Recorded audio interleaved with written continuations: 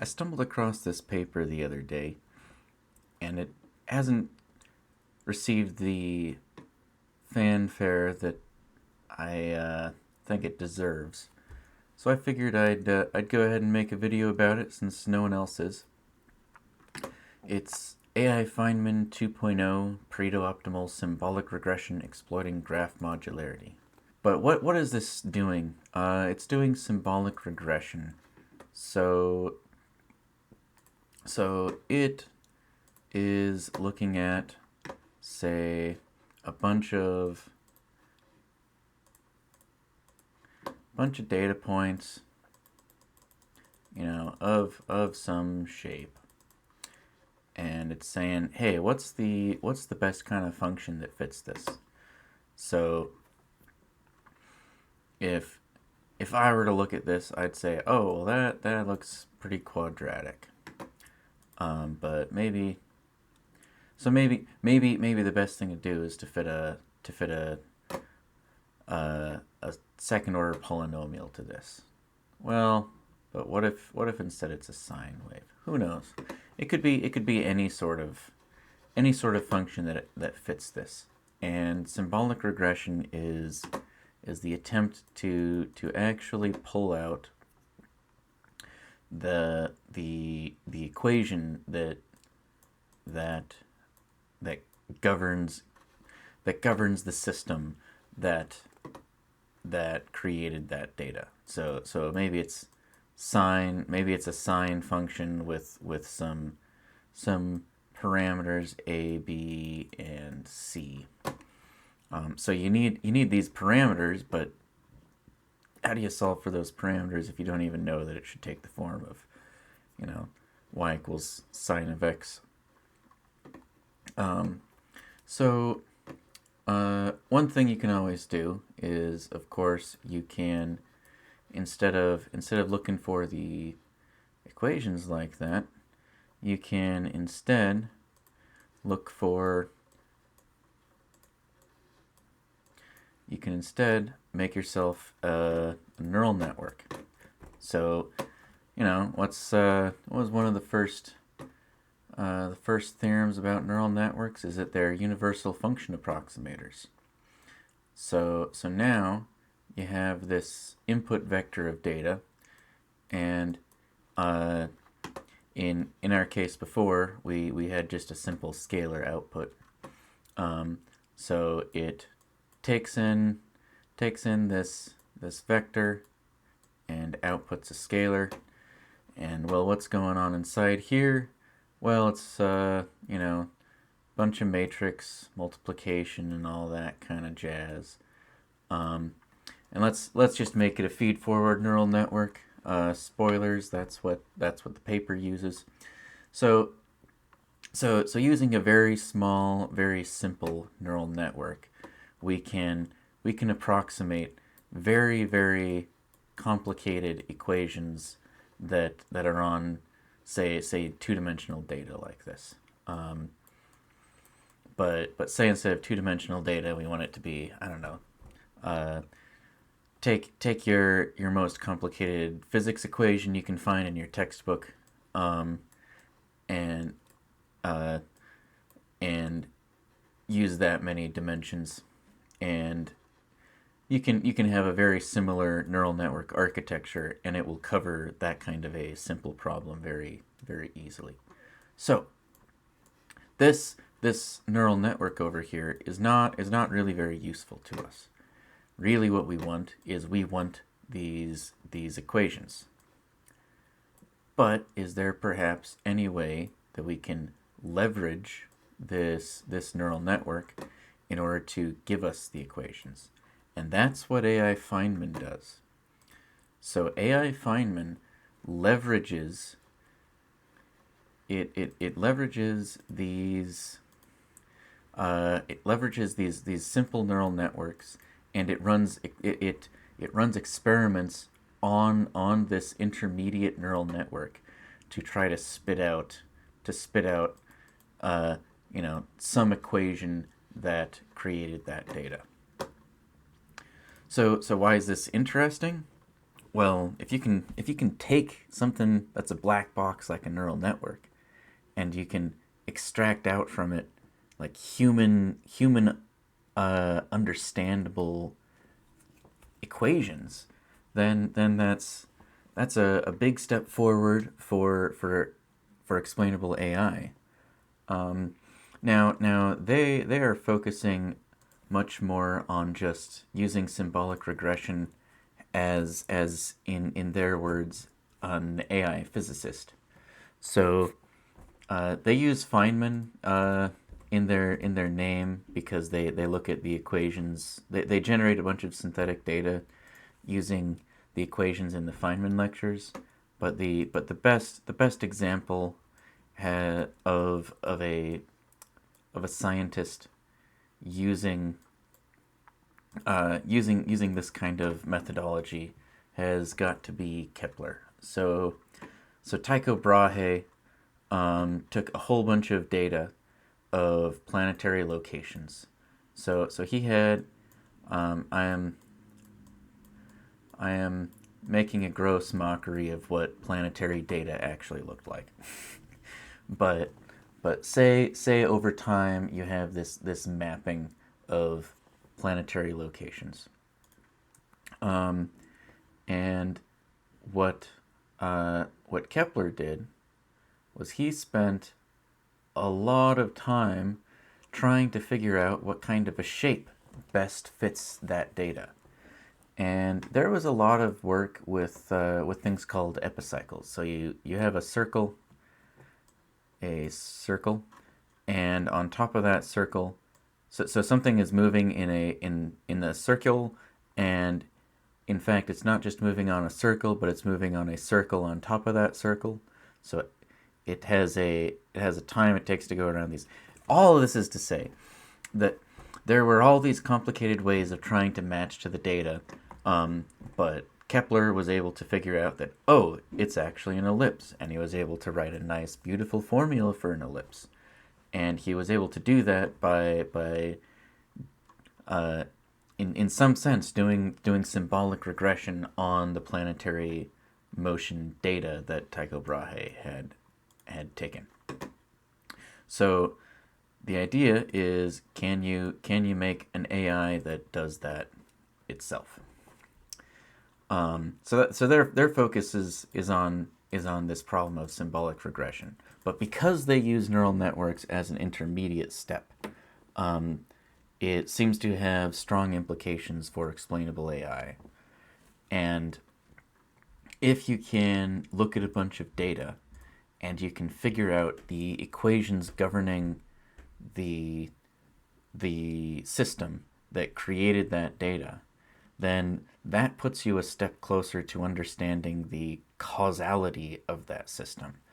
And if you can combine the equations governing a system uh, in some sort of a computational graph like structure, and then you can add causal arrows. If you could direct this kind of a graph, there's my intuition there is that you'll be able to really tackle the problem of causal inference with much greater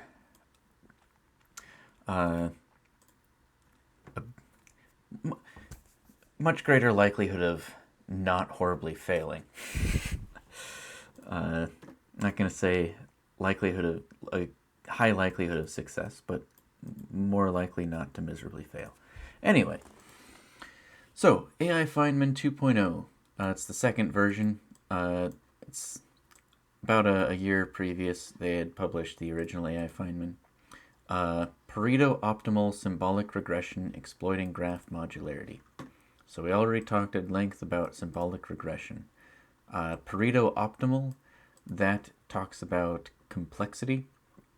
So this graph here is a nice view of how complexity fits into this problem. So inaccuracy goes up and complexity goes right.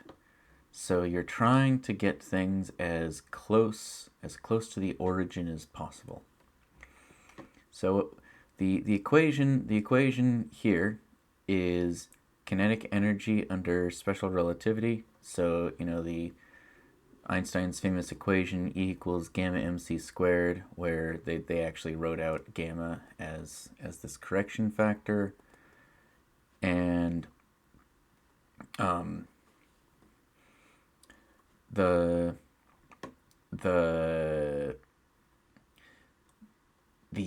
very accurate equation here is a very complicated equation. So its inaccuracy is very low, its complexity is very high. Then, if you go a little bit less complex, you lose a whole lot of accuracy, but you've got this approximation to that. And if you allow yourself to go just a little bit less accurate, you end up getting this guy, who is a whole lot simpler. And everybody hopefully recognizes 1/2 mv squared as kinetic energy in Newtonian physics. So what they did was they trained this AI Feynman on kinetic energy in special relativity, and it created this, what they're calling a Pareto Frontier, which is just this boundary of minimal complexity, minimal error. And one of the points on that Pareto Frontier is the Newtonian approximation to the relativistic equation that they trained it with. So, Pareto optimal symbolic regression, exploiting graph modularity. So we had mentioned previously, just in passing, a computational graph. So if we have this function here and we already know the equation, this is how you and I would write out this equation. But if you break this down into a graph structure, so a computer can parse it, it's going to look more like this. So you have unary operators and binary operators, and the binary operators are the branching off points. So you can work your way through here and convince yourself that this is this. Pretty straightforward there. But they're looking for, they said, exploiting graph modularity. So they're looking for modularity in this graph. So this ends up showing you the modularity in this equation. So if you're looking for, in this case, it'd be like modules that each take in two variables. So this module takes in an x and a y, and this module takes in an h and a z, where h is the output here. So you can pretty easily build this from the equation. The goal is instead to build this, or more specifically, this kind of a thing, without knowing the equation. So you have this general black box. In this case, it's the neural network, and you're going to probe it for modular structures like this, or as they like to call it, symmetries. So that's and why would you want to do that? Well, if you can break it down into these, now you have a smaller problem inside each of these, and then you can look inside here and do the same kind of thing. See if you can break it down further. And in this case, since this is a neural network, if you can break this down into a structure like this, well, why don't you now take this smaller function, train a neural network on that, feed it back into your algorithm that looks for the modularity, go follow that step all the way down. Now at some point you run out of modularity or these symmetries and separabilities and things, and you end up being stuck at the end with still having to do a brute force search, but your brute force search, which is just a combination of any kind of operator with two things and any kind of operator with a single thing. Your brute force search there is drastically simpler if you can break it down. And so while the your complexity versus the length of your expression gets really nasty if you're doing a brute force search. But if you can get down to a nice simple expression like this that you're doing the brute force search on, then you're good to go. So we would like to first start talking about so they have these four main contributions. I am going to mostly focus on this first one. So number one, we recursively exploit modularity in the function's computational graph. So a couple things here. Recursively exploit modularity. That's what I was talking about there, where you look for the modularity, and once you have that modularity, then you can zoom in and you can focus on just this, and you can do the same thing over again and the same thing over here. You can zoom in on that and run your same symmetry searches inside there. So we recursively exploit modularity in the function's computational graph. While the original AI Feynman discovered merely two types of graph modularity, symmetry and separability, involving merely four particular bivariate functions. So what they're saying here is they found a few special cases of symmetry and separability, and instead this method has the potential to discover any graph modularity involving any functions of different numbers of variables. And here's the big part here. By examining gradients of the neural network fit. So down here they talk about this generalized symmetry, and I'm focusing on this generalized symmetry because it's the most interesting of these.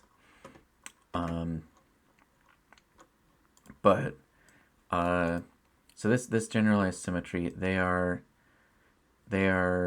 describing this with the equation here, and so x is the input vector, and then x prime and x double prime are merely subvectors. So don't think of any sorts of derivatives here. Instead, you have this vector x, and it has a vector x prime and a vector x double prime hiding inside it. So if we say that x is n-dimensional and x prime is k-dimensional, then x double prime is n minus k-dimensional. So we're just taking the first k components of x and calling that x prime, and taking the last n minus k components and calling that x double prime. So that's what the x prime and x double prime are. So rewriting that as g of h of x prime and x double prime. So how does this equate to this generalized symmetry? Well, let's go ahead and draw it out. So now this is the vector x. This is the vector x prime. This is the vector x double prime. This is now h of x prime, or of course this is f of x. And now this is g of what goes into g, h of x prime and x double prime. H of x prime, x double prime. So now we have this this equation that encapsulates this generalized symmetry. Now, what do we get out of that? Now notice it said in this here, it is by examining gradients of the neural network fit. So let's look here. We've got this partial gradient of the overall function. We're just going to follow the chain rule, and we end up getting this. So this is your original function, and this is merely your gradient of the full gradient in this case, because h of x prime is of h of x prime, so the partial gradient by x prime is the full gradient. So in our case, this just output a scalar. So this is a scalar multiplied by a vector. That tells us that the direction of the partial gradient of our function is the same. It's the direction is the same, plus or minus a sign of just the gradient of the smaller module. So, okay, like sure, that's fine. But what that means is that the partial gradient, the direction of the partial gradient is independent of x double prime. So what you can do is you're looking here and you're saying, okay, let's start examining gradients, and I've found that the gradient by these components does not depend on the value of these components. So, or specifically, the direction of the gradient, the partial gradient by these components is independent of the values of these components. So that tells you that it has this kind of overall structure. So then, of course, once you know that it has that overall structure, you go ahead and you can say, okay, let's look at this. This is now, you can perhaps turn this into a neural network and turn this into a separate neural network, standard, boring, feed-forward neural networks, and now train those up again. You shouldn't have lost any accuracy. If you did, you probably have the wrong kind of modularity. It's a simple neural network. Training won't take too long. Now you can start running those same kinds of gradient examinations on these smaller networks, and suddenly now you have made the problem a lot smaller. So it's a similar kind of thing for all these different symmetries. So I'm not going to walk through how the others work. So number 2, instead of concluding that a candidate function or graph decomposition is good because the fitting accuracy exceeds arbitrary hyperparameter determined thresholds, we eliminate these hyperparameters and use a Pareto Frontier. So this Pareto Frontier is what we talked about here. It's this boundary of minimal complexity, minimal error. And it is of description length complexity versus inaccuracy. Description length complexity is an interesting point. So they have a table here that talks about how they calculate complexity. So if your equation has a natural number in it, then it's, you know, the binary. I mean, all of these, it's how many bits does it require to express this. So the log base 2 of n, or for a natural number, or for an integer you add 1 for the sign. For a rational number, it's you have one sign and then you have two natural numbers, you know, so on and so forth there. So that's a description, or it's the description length complexity, meaning like the complexity of the equation. So it prunes based off of the Pareto complexity, by discarding all candidates not on the frontier, improving robustness to noise and bad data.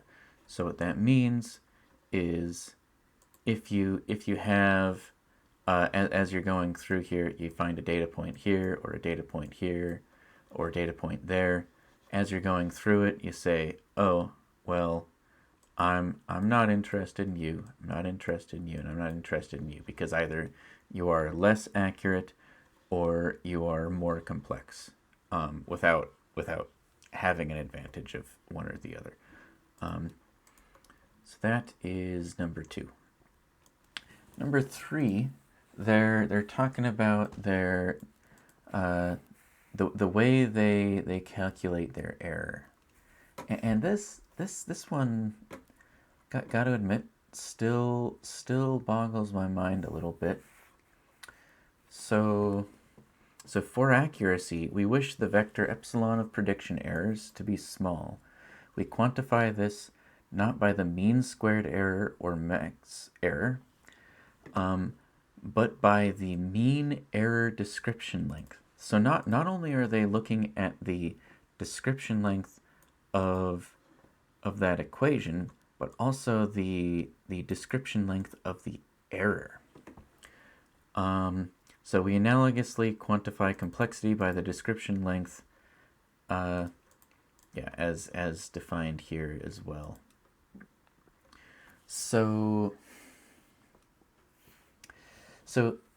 their functions being, you of course want your functions to be simple, but you apparently also want your error to be simple.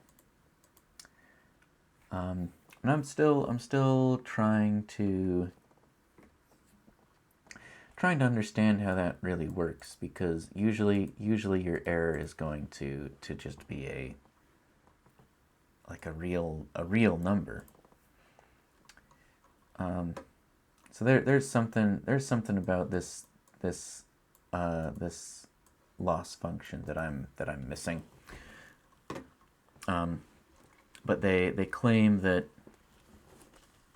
it improves robustness to outliers, and they also say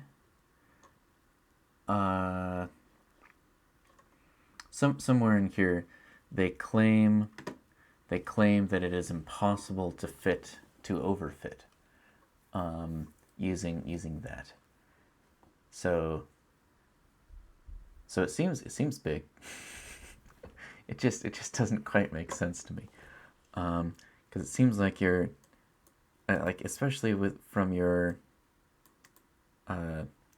you're always going to be outputting a floating point, a real number, subtracting a real number.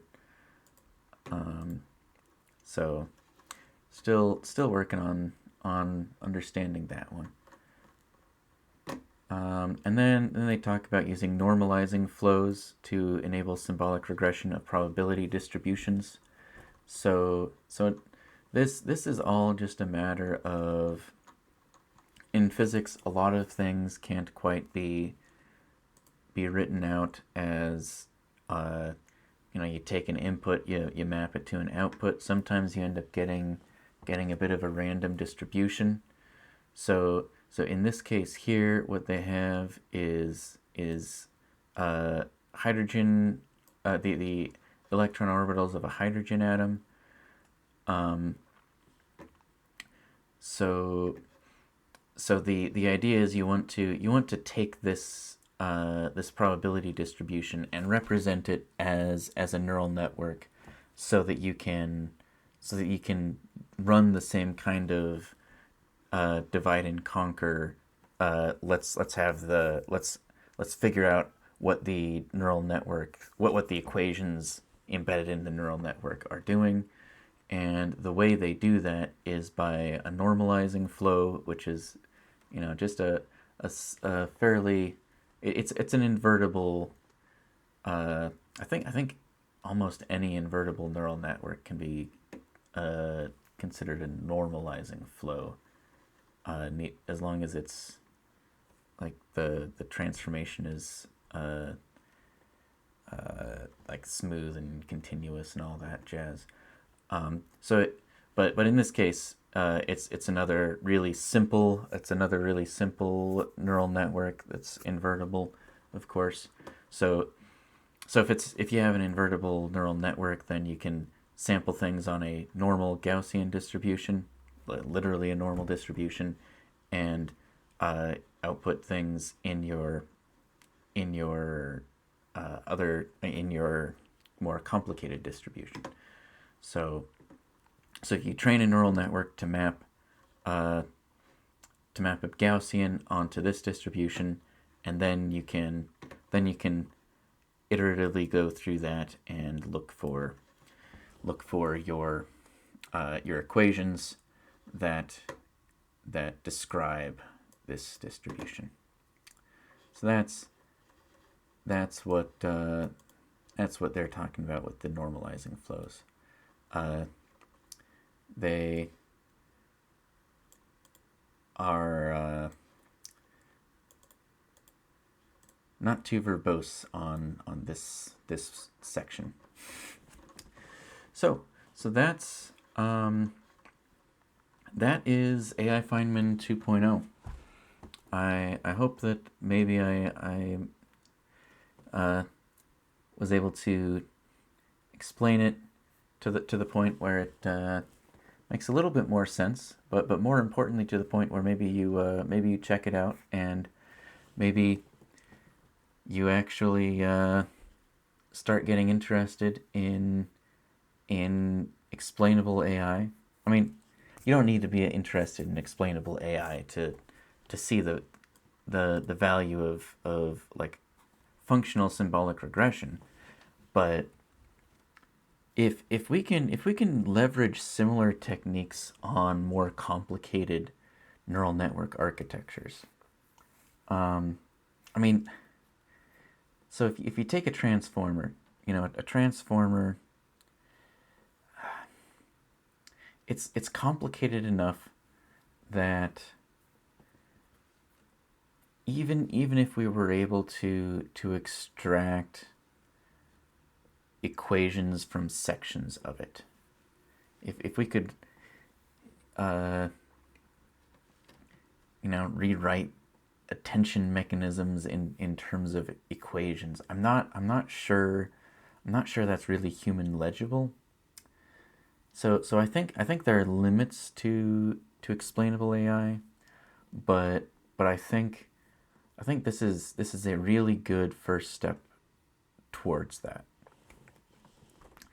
So there are a couple other papers from the same research group, and the next paper I'm going to look at is they did a similar thing where they actually their input data was